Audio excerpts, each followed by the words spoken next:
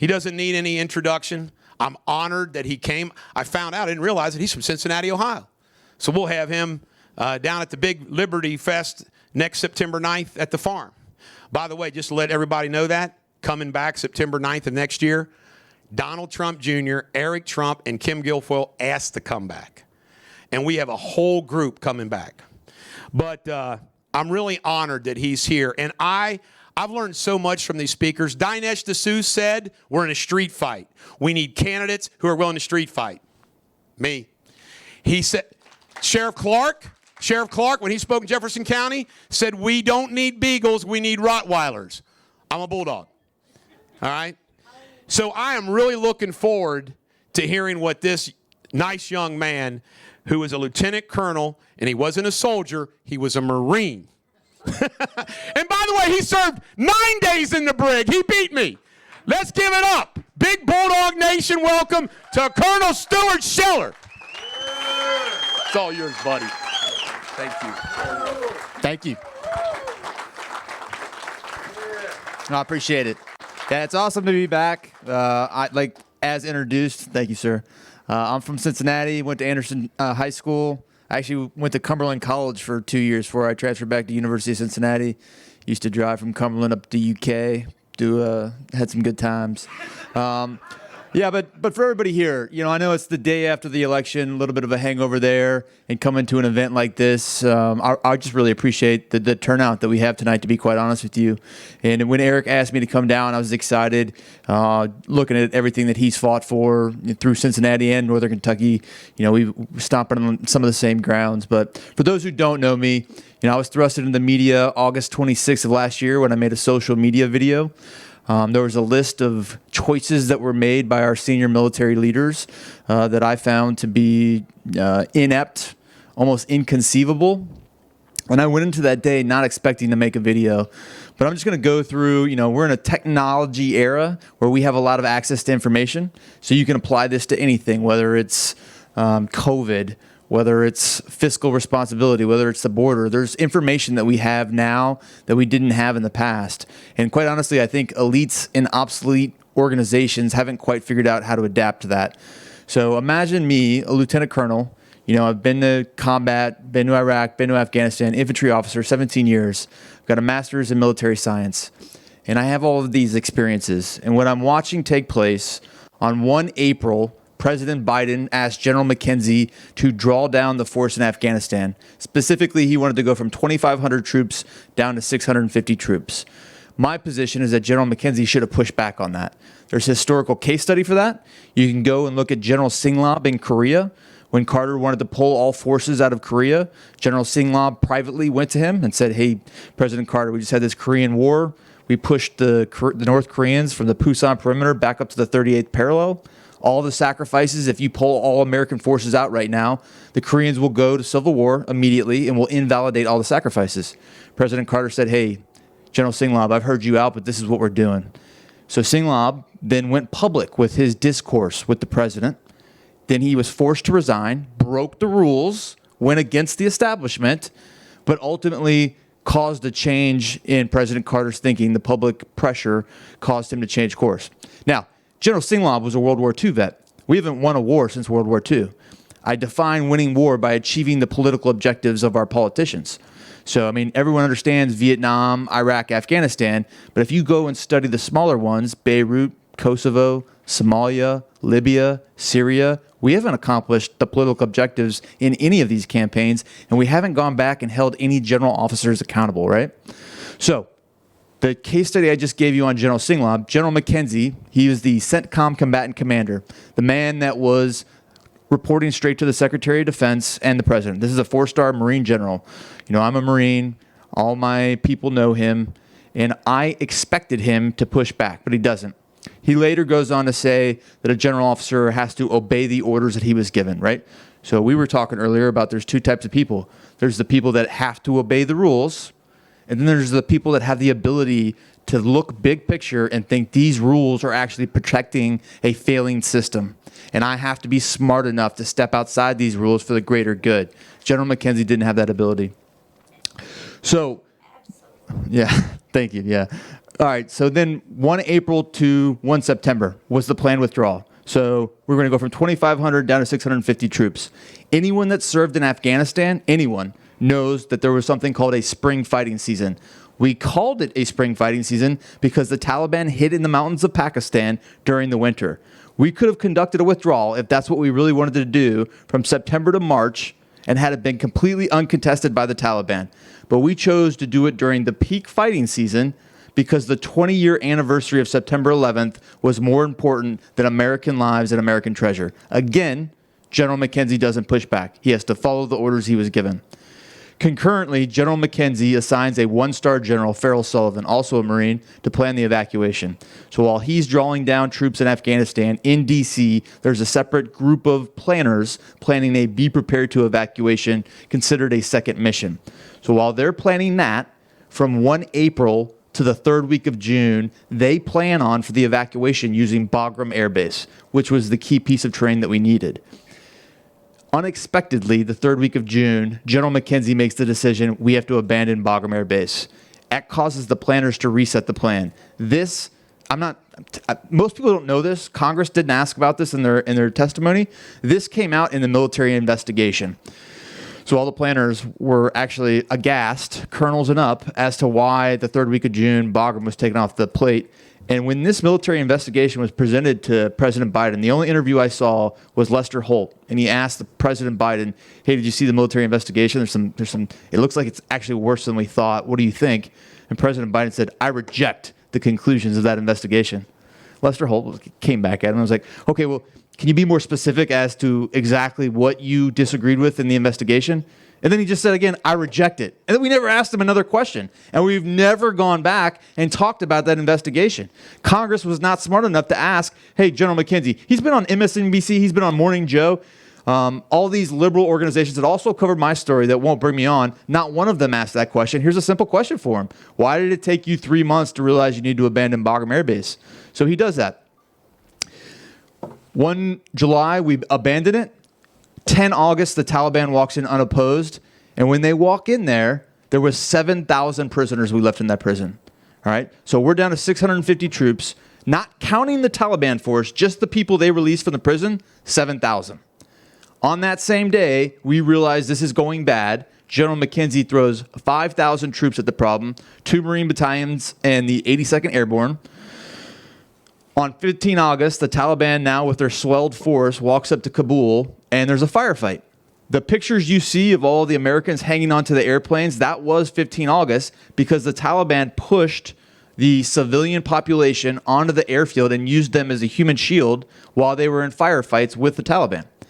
The Marines have confirmed that they killed 6 to 7 Taliban fighters. Concurrently, that same day, General McKenzie is in Doha, Qatar, negotiating ultimately a surrender to the Taliban. He puts them then later that day on external security. So the Marines that were just in firefights, killed half a dozen fighters, are now forced to stand post with those same people. General McKenzie then gets in the news and calls them a critical external partner.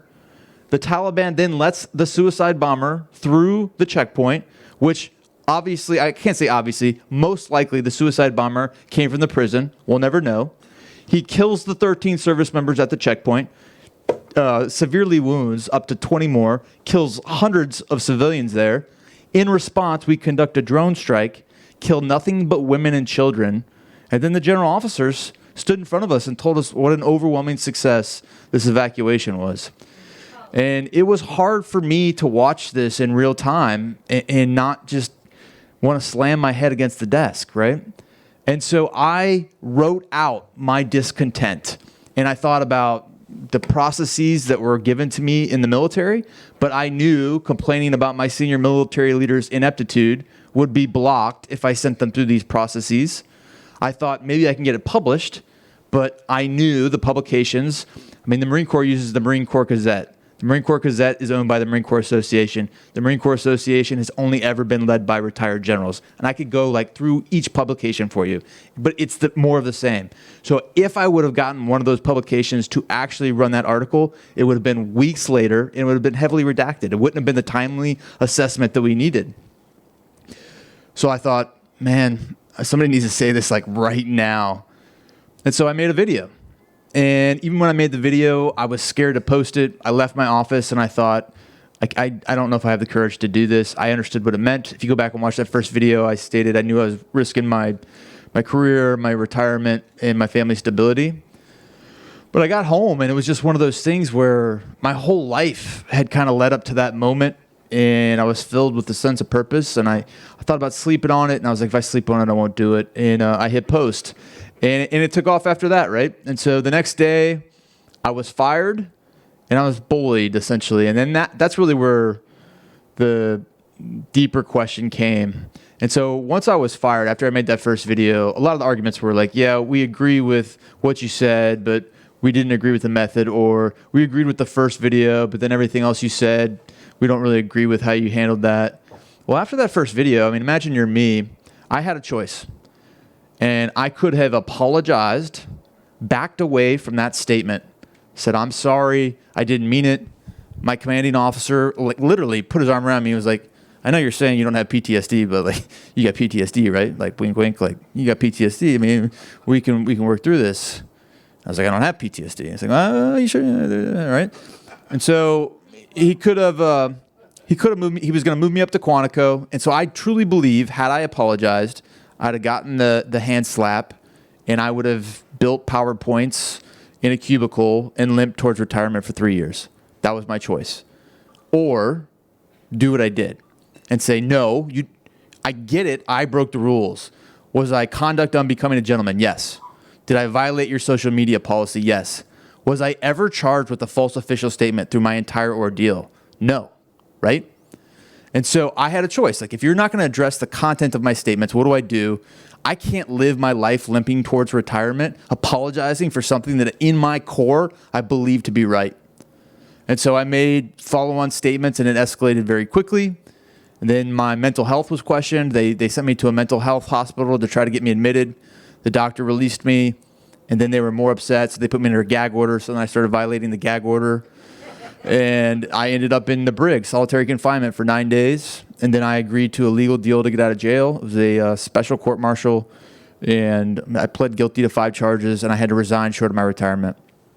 And so, yeah, I'll tell you, I'm not a victim, and I'm not looking for any sympathy. I made choices. I joined the military to leave a better America for my sons, not to be a career officer, not for a retirement. And, thank you.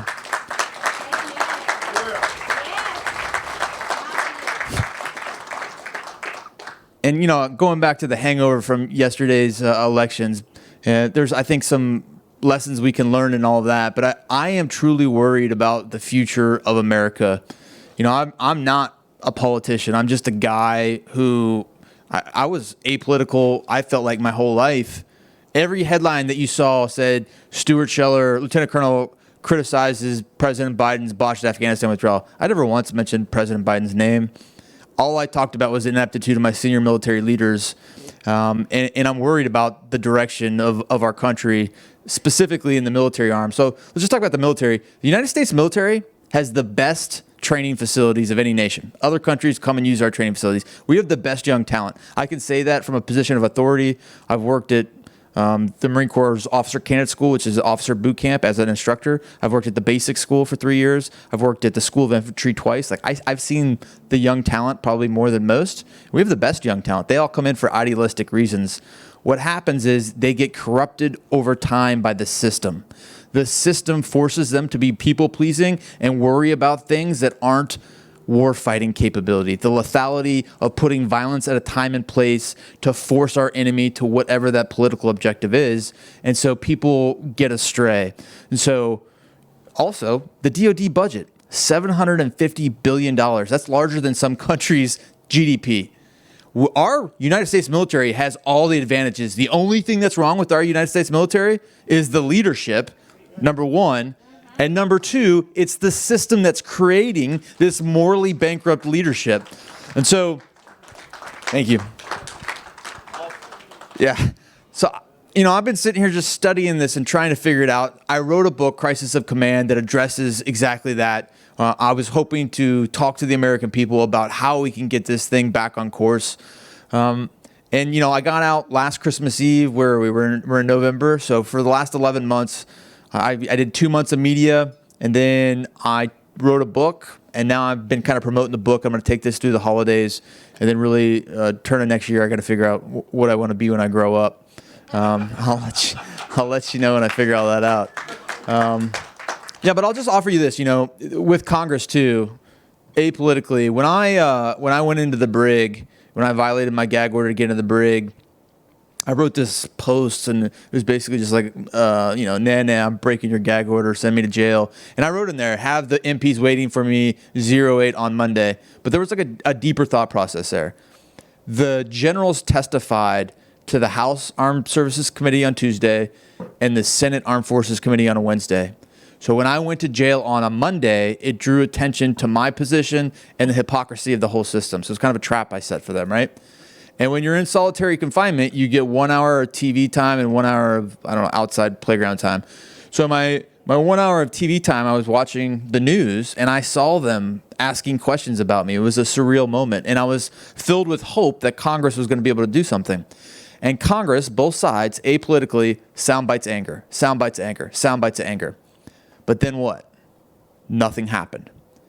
Congress's ability to control the DOD is the budget. That is their lever of control. So during all those sound bites of anger, what was not in the news is that they all unanimously approved a $750 billion DOD budget. And not one congressional leader said, you want $750 billion? Well, you left $80 billion in Afghanistan. How about we take that off the top of what you're asking for until you give us 5 names that are accountable, right? But for them to do that could get spun in the media as they're anti-veteran, they're anti-military, and they could be attacked. And it leaves them vulnerable. And it would require courage to do that. And it's safer to just say yes to the DOD budget. Look, I support the military, sound bites of anger, but I'm not actually going to do anything to change it. And that was, if you look at the subtitle of my book, How We Lost Faith and Confidence in the America's Generals and Politicians, the whole system failed. The President of the United States, the Commander-in-Chief, has not fired a general officer for warfighting capability, and I can't remember when. I almost have to go back to Lincoln. It's crazy when you think about it. Why? They'll fire him for talking out, for doing something inappropriate, but to fire a general for losing a war would reflect on the Commander-in-Chief. So the President doesn't fire generals for that. Congress, I just demonstrated to you, doesn't do that. And there is no third arm of government. The judicial branch in the military is internal. That drone strike I talked about, where we, in response to the suicide attack, flew a drone and killed nothing but women and children. We, the military, investigated ourselves, and we found out it was a bad mistake, but it's not that bad, and we're going to be okay, and we're going to keep moving forward, right? There is no other arm investigating them. And so we just keep repeating the same mistakes until the American people truly understand the systemic problems that are in the military. We're destined to keep doing the same thing. And right now, our competitors are increasing strength, and we're squandering it. We have all the resources to be great, but right now we seem kind of paralyzed by all these things. All my officer peers understand everything I'm saying, but they're so worried about their retirement and their stability and their career trajectory to come out and say everything that I'm saying is just terrifying. And therefore, we just remain crippled in fear. And it's scary. And so that's my pitch. I'm Stu Scheller. I live in Cincinnati, and I wrote a book. Yeah, thank you. Yeah. Do you want to do questions? All right. Let's give it up to Stuart. Stay right here. What a story. Thank you all for the standing ovation for this guy. I'll kick this off.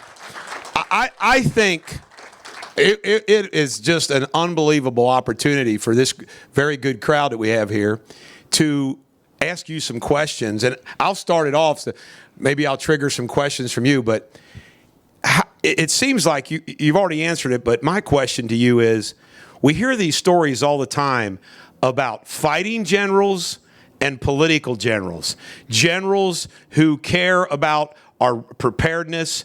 And when I look at what our current chief of staff does, where he's worried about white supremacy in the military and all that, Is it that bad? In other words, is what we hear from reports you're an insider. Is it really we have a political military that's not in our best interest? Yeah, good question. So just kind of two questions there. So I'm going to just start with the equality, equal opportunity thing in the military. So I put a chapter of this in my book because there's no way to avoid it if you've served in the military for the last 2 decades. And the analogy I give is the equal opportunity and equality are actually two different things, and it's conflated in the military. So take the WNBA.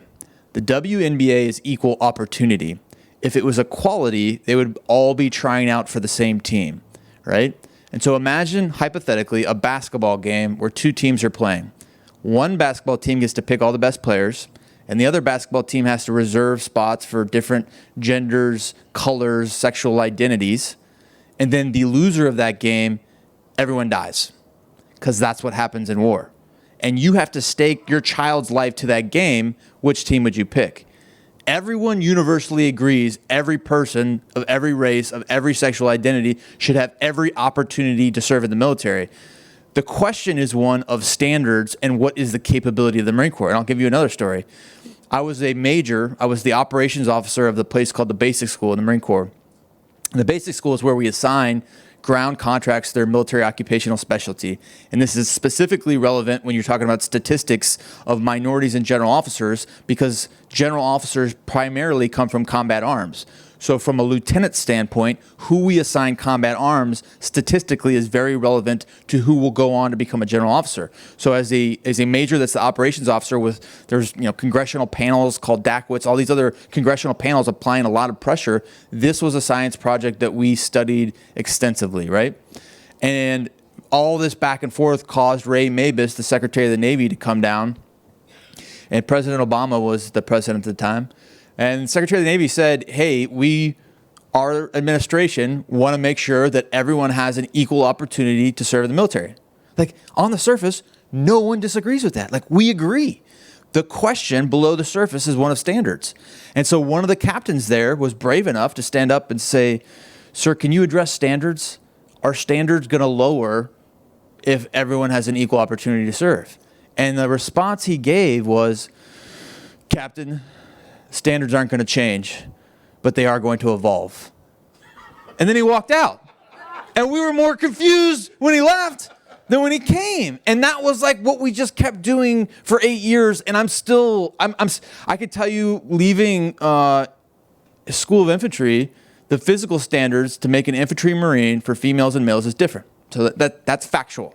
That is facts, right? And so that's one. So that kind of addresses, when people say woke general, it's kind of a vogue term right now. It's actually a deeper problem than that. Wokeism is just really, in my opinion, placing social initiatives over the core competency of the organization. If you're going to talk about critical race theory, what is that? That means that you believe the system is inherently racist. Are there in the military social initiatives placed over the core competency, which is warfighting? Absolutely there is. It's pretty easy to identify. In my book, I conclude with warfighting needs to be the main emphasis, and it needs to be placed back on that. But the problem is the evaluation in the military. So if I have 4 platoon commanders and I'm a company commander, let's say we're infantry, right? The way it should work is those 4 infantry officers should demonstrate through performance that they're the best infantry officer. And however they, in a objective warfighting scenario, demonstrate that they're the 1, 2, 3, and 4.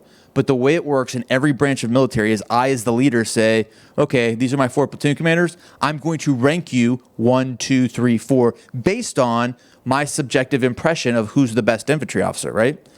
And so what happens is over time, people figure out it's less about the performance of your job and more about racking and stacking your subordinates, and I just have to please my boss, right? Because maybe she's the best infantry officer, and objectively she should be number 1, but she keeps talking out in meetings, and it's driving me crazy. And I told you multiple times to stop talking in meetings. And so you're number 3, right? You're number 3. And people figure that out. And so over a 40-year career, that's what you produce. 40 years is what it takes to be a 4-star general. You produce people that figure out how to please their boss, and they don't push back. So in these key moments where Carter Ham is in charge of AFRICOM Combatant Command, and he's watching on screens, America's fighting 1v1000, and he has, I'm telling you, a half a dozen military options to go and save those Americans. And now, I, as a military professional, acknowledge we can't always run to the sound of guns because sometimes that might cause more casualties. In this situation, he had the ability to do it without causing a lot more chaos. But he stood down because that was the order he was given. That's a moral courage case study that no one wants to study. My opinion is he should have been morally courageous, broke the rules, and saved those Americans that were fighting 1v1000. But the reason he didn't is because he was literally conditioned and selected over 40 years as the guy that pleased his boss and followed the rules. And that's the type of person you have as a 4-star general. So you're talking about General Milley. You could get rid of General Milley. Everyone likes to dislike General Milley. That's fine. Everyone below him has been produced in the same system as General Milley, and they are all rule following capable of, in these key moments where we need common sense and leadership, they demonstrate through history an unwillingness to do this. General Singlob, that guy, he doesn't exist anymore. That's awesome.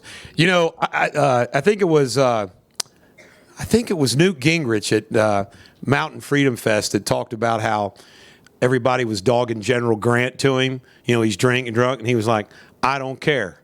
He fights." Yeah. You know, that kind of attitude. Does anybody else have a question? Go ahead, sir. Lieutenant Colonel Scheller, over the course of your operations in Iraq and Afghanistan, you saw non-state actors conducting what I'll call fourth-generation warfare. As we look at the returns from last night, when we watch the United States further balkanize, do you see the preconditions for that kind of conflict shaping domestically? All right, so the question was, based on my experiences of fourth-generation warfare, which my definition of fourth-generation warfare is really non-state actors in type of an insurgency. Can we agree on that? Yeah. So do I see that materializing domestically? I'll tell you, I'm very concerned about our border. So I can't believe anything in the media. So I'm sorry. I can't. I honestly don't know what to believe. Like, I think I had more faith in it, and then I went through everything I went through, and I saw versions of the truth. I saw factually incorrect stuff. So I went to the border myself. I was down in San Antonio with the Black Rifle Coffee guys and another congressional candidate. The congressional candidate was like, "Hey, I'm going to the border, Stu. You want to ride?" And I was like, "Yeah." So we went to a place called Roma, Texas. And this congressional candidate had a Border Patrol agent that sat down and gave us stats. And on Roma, Texas border, that Border Patrol had a 30-mile region. The border on our southern border is like 1,900 and change, right? And he showed us, he's like, last night we had 150 that we caught crossing. And then he showed us the wristbands that they put pink on the people from China and Brazil, and they put green on the people from El Salvador. And it was crazy. It was like an amusement park. And so if you just do the ratio of the 150 that they caught and then apply that to the other 1,900 miles, my head almost exploded. And I was like, man, this is crazy. Like, anyone could see this. I was like, can I post about this? And he was like, no. I was like, why? He's like, I'll be fired immediately. And so that, going back to, like, we're in a place where it's like, let's just factually say what's happening and allow people to make informed decisions. Right. But like, we can't do that. Right. And then we went further, and it was like, the whole children coming across with separating children. They figured out how to blood test them and prove that they weren't their children, and then they were legally ordered to stop doing that. So I was so frustrated. So right now, there's a real problem down there. I mean, you don't even have to believe me. I challenge you to go to the border and do exactly what I did. So anyone that doesn't go to the border, then I don't even want to have this conversation with you if you disagree with me. Just go down there, drive up to a Border Patrol agent or National Guards person and ask them, and they will tell you. I can keep going on this. Like, in my head, the Rio Grande is like a big river. Where I was at, it was like a rock creek. And the cartel member, because he saw like a black SUV, important people getting out looking like they were talking to the National Guard, the cartel member walked across these rocks, pulled his phone out, acting like he was talking, and he was obviously recording me. So I was watching the cartel member record me, and I'm sitting there. I started recording him. So we were like both recording each other. So if there were to be something that happened, I think the problem is ignited there. It's only a matter of time. We can't keep ignoring that without that becoming the biggest problem. The other biggest problem facing us is the divisiveness and the hyperpolarization, right? That's a problem too. But I think all things are solved by the right leadership. And that's what I'm preaching it for the military, but it's also for the country too. If you get the right leadership, a lot of things can be resolved. And right now, we don't have that. Anybody else? Yes. Thank you, Colonel. Sir. A lot of us were real skeptical about going into Afghanistan from the beginning with the Northern Alliance and the poppy growing there. Presumably, we went in to support the Afghan government rather than take it over. So we presumably have an exit strategy. Did you ever discover an exit strategy that was reasonable? Yeah. So the question was, when we went in really under the banner. What Congress voted on was a global war on terrorism. We went there to defeat the terrorists that had conducted the September 11th attacks. But then we quickly found ourselves into a nation-building experiment. I put in my book, we went in there with Task Force 58 right on the onset. Task Force 58 had a chance to kill Osama bin Laden in the Tora Bora region, and Rumsfeld told them not to, and he stopped them. And in many ways, it went off the track. So if you're a chess player, if you mess up the opening gambit, that's what we did right there. And then, once we had then quickly destroyed all of Al-Qaeda, we drove the Taliban out. All of a sudden, we became fixed on the Taliban. The Taliban was never terrorists. Right? Terrorist, by definition of the word, is a non-state actor. The Taliban was the government of Afghanistan. You may not like them, but they weren't terrorists. They were the government of Afghanistan. So what we did is we drove them into Pakistan, and then President Bush's declaration of we will make no distinction between the countries that harbor terrorists and the terrorists themselves, it was bullshit. Because we knew exactly where they were at, and we weren't willing to go into Pakistan. And so while we facilitated logistics through Kuwait, the Taliban facilitated logistics through Pakistan. And then we just kept playing there for the next 20 years. So, I've got a lot of opinions. I was there when we killed Osama bin Laden. I ran into my jock, like, we're going home. And it was like, we're not going home? Like, what are we doing? And I think we just confused ourselves that we were going to build a sustainable model. And, we've never gone back and held the David Petraeuses or the General Mattises that we lionize. Their counterinsurgency strategies failed. And the reason generals get away with it is because they do the 2-3 year slice and they can't get the ball to the end zone. And so then we let them rotate out, and then we're not going to hold all of them accountable. So why hold any of them accountable, which is flawed logic. And I think once we found ourselves in that mess, we probably should have maintained a footprint similar like we did to Korea. Or we should have just gone in real hard and got out immediately. But what we did was like the worst of both situations. And the other thing I'll say is the military-industrial complex driving a lot of these operations, which was warned by Eisenhower. General Mattis got out of the Marine Corps, became a board member on General Dynamics, got off the board, went to become the Secretary of Defense. Then he left the Secretary of Defense, went right back to General Dynamics. Secretary Austin got out and was a board member on Raytheon. He was also a board member on Tenet Healthcare, COVID vaccine, ethical violation there. We could talk about Dunford, Lockheed Martin.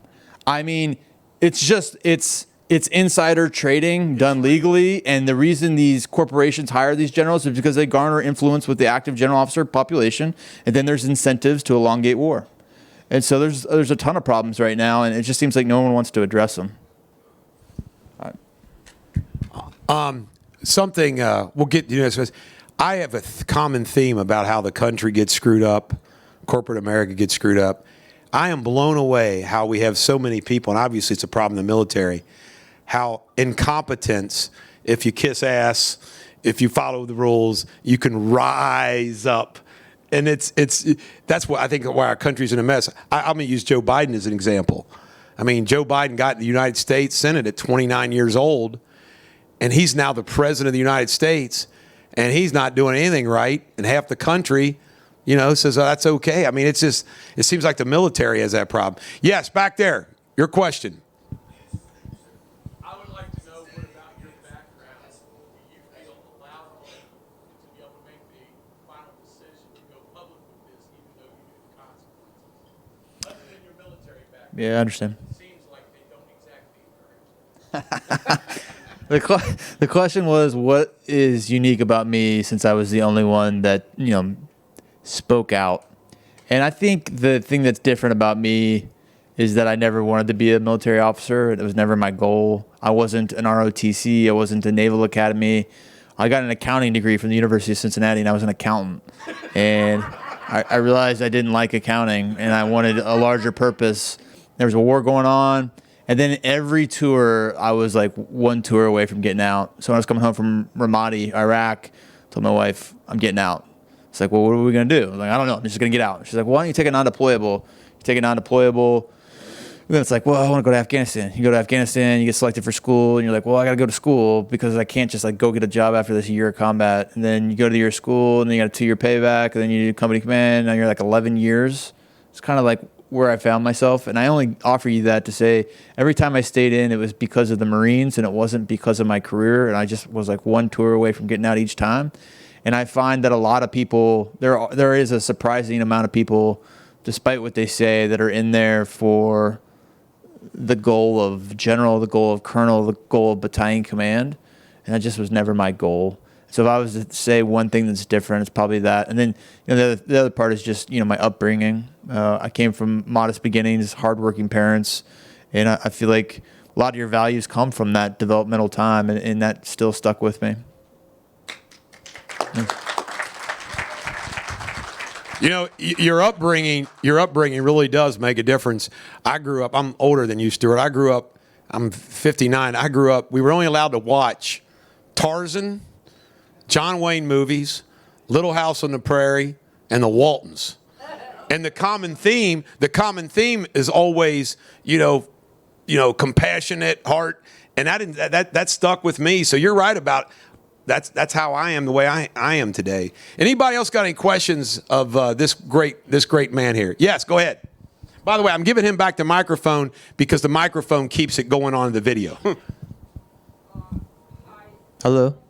And he's doing a great job. You can call me Stu. Thank you. I have a question about present and future. I am from Russia, and what's going on right now.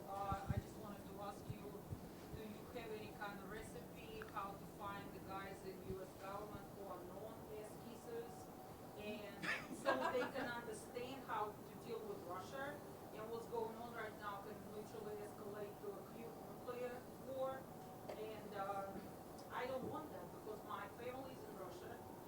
With sanctions, I can't go there, and it is a big concern.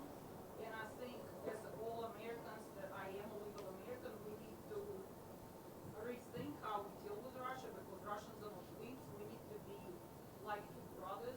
We need to understand that. I hope there is a general or two who will just sit down and kind of analyze the situation and how to approach it. Yeah, that's a great question. So in the audience, we have a Russian-American citizen that was expressing concerns about America's approach to Russian warfare and the fear of nuclear escalation, which is a fear that we should all be cognizant of. So I've done multiple news interviews on this, and my position is I don't think, similar to what Eric started with, I don't see Zelensky as a hero. I think Zelensky has made many errors. I think Putin is a antiquated thinking. He believes that he can take back land territory, and that's going to lead to more power.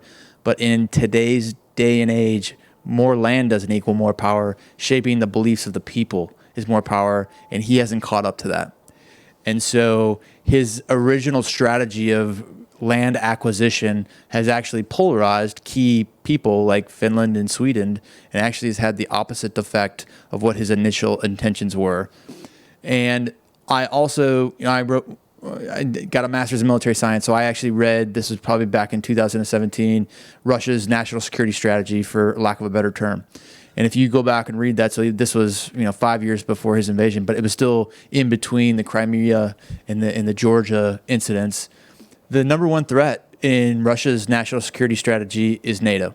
It just very clearly talks about how it's an existential, imminent threat. And so if you're trying to understand Vladimir Putin, he sees the encroachment of NATO as a threat. And there's also a part of it where he uses NATO to justify his ambitions of land acquisition. So, we can't control Vladimir Putin. Now, did the weakened position of the United States from the Afghanistan evacuation empower him? Yeah, it absolutely did. But does that validate his actions? No, it doesn't. Could Zelensky have been more prepared? Yeah, he should have been. I was in the Israeli-Lebanese war.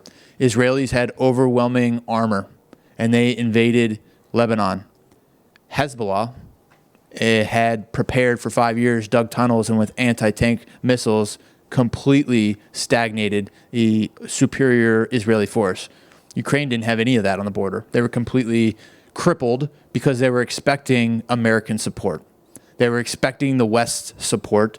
Germany has completely neutered itself, and a lot of this is because of the NATO support that America has provided. So your question was, can we get American generals to go and sit down with Vladimir Putin to try and de-escalate it? Nobody wants nuclear war, but at the same time, Vladimir Putin is the aggressor in this situation. I mean, that's the bottom line. And so if I were the king for the day or the president for the day and I could make all the decisions, I think NATO has not only crippled our European allies, but it's also given at least Putin a justification for his land ambitions. And so I would dramatically draw down NATO. And I know that's an unpopular view, but there's hundreds of thousands of U.S. troops in NATO. We're spending billions of dollars annually. I could take that whole force, put them on the southern border, and have the southern border problem fixed in 1 month without even building a wall. How we prevent nuclear escalation is, I think, I disagree with Elon Musk. Elon Musk is saying we have to concede certain pieces of territory because Vladimir Putin is irrational, and you can't make an irrational person feel humiliated. I don't think he's irrational. I think his thought process is, I have a valid reason, NATO's expansion, to validate my land acquisition ambitions, and that's what I'm going to do, and I'm going to fire generals, and I'm going to make sure that this happens. I don't think he's a guy that's got his finger on the trigger. Is it a concern? Is it something we have to be very cognizant? Yes.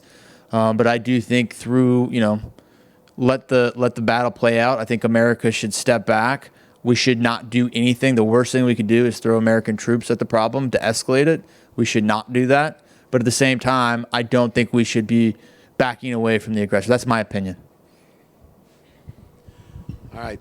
Before we take our next question, a little funny anecdote. I really love history. I'm a history major, and I study history. You'll crack up at this, Stuart. I'm jealous of you having your master's in military science.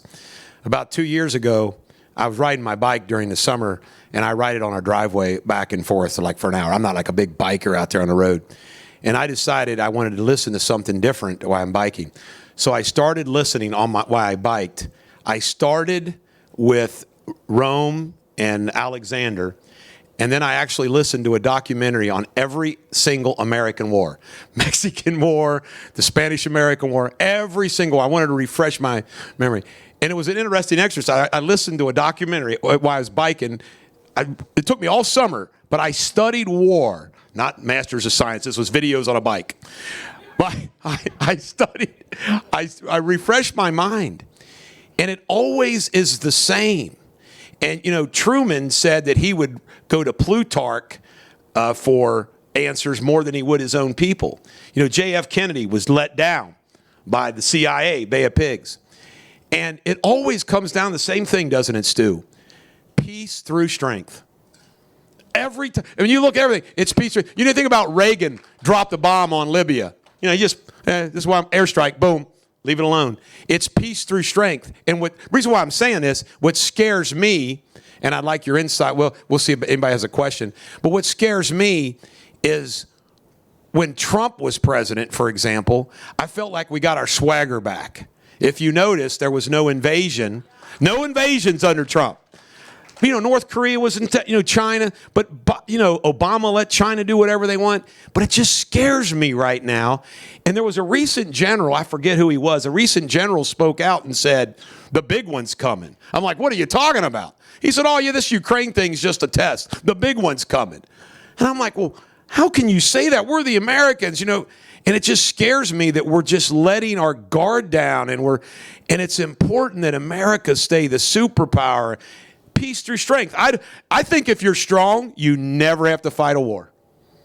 I mean, if you're, because nobody wants to mess with you. Yeah. And I can tell you countless anecdotes about that. Does anybody else got a question? Yes, ma'am. Go ahead. Okay, this is a simple but complicated question. Oxymoron. Our Constitution.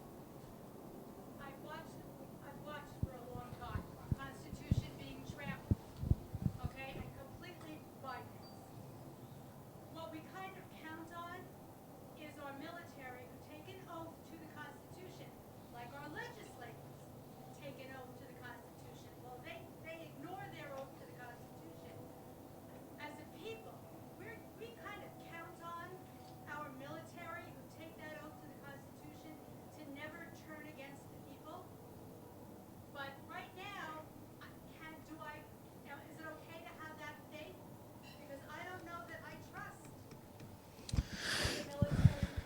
Yeah. Orders and being nice so you get your pension. Yeah. So the question was about the military used to be the most, it was the most trusted government organization, and all service members take an oath to the Constitution. The question was, if people observe the Constitution being violated, is the military going to do anything, or are they a threat? What I'll offer you is, first of all, I'm a big constitutionalist. I believe in it. I believe the founding fathers did a great job of leaving us a great framework, and it's not used as well as it could be. But this isn't probably a popular answer, but all things can be subjective and argued. And so I'll give you an example of what I mean. In the military, you must follow an order unless it's illegal, unethical, or immoral. Well, illegal is pretty easy. Those are written down. Immoral or unethical, I could argue that Afghanistan evacuation, knowing or should have known that you were going to get multiple people killed, was immoral or unethical, and you could argue that it's not, right? I argued that me standing up and making those statements was supporting and defending the Constitution of the United States against all enemies, foreign and domestic, and my generals put in the letter of reprimand that I violated my solemn oath. And so oftentimes in these situations, I find myself having an academic debate, and it's not necessarily as black and white as we'd like to believe it is. The United States military, I don't think, it's a dangerous time in some senses. So you'll see my point here. I'm going to tell a story, then I'm going to answer your question. So I gave a speech on moral courage the other day at a place called the Military Influencer Conference. And one of the examples I gave was a man named Steve Friend. Steve Friend is an FBI agent that was a whistleblower all over the news recently. And he got put in contact with me. And Steve Friend was a guy, like 3 or 4 years ago, there was an assassination attempt on the Michigan governor. And he was in the tactical teams that responded and rolled those people up. And when he was interviewed, he's like, I felt great about it. I did a good thing. A year later, it came out in the trial that the FBI informants and undercover agents mostly manipulated that entire thing. And so Steve felt like he was used. Then he was doing child trafficking, and he was reassigned to January 6th, which is how I'll tie this to where I'm going.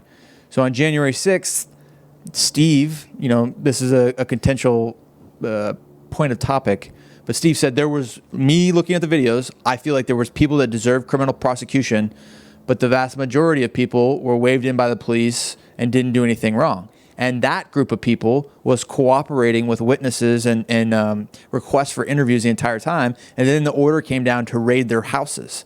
And Steve said, I'm not doing that. Like, you fooled me once on the Michigan governor thing.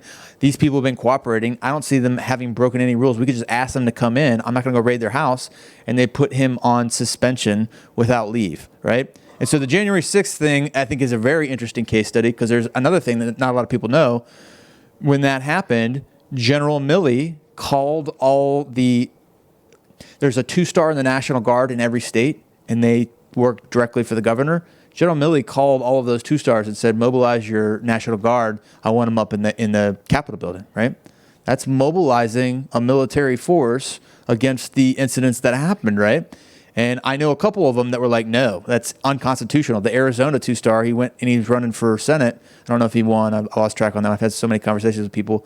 But that was a guy that got out and was like, this is unconstitutional. But then again, they were having that subjective argument on the phone about what was and wasn't constitutional.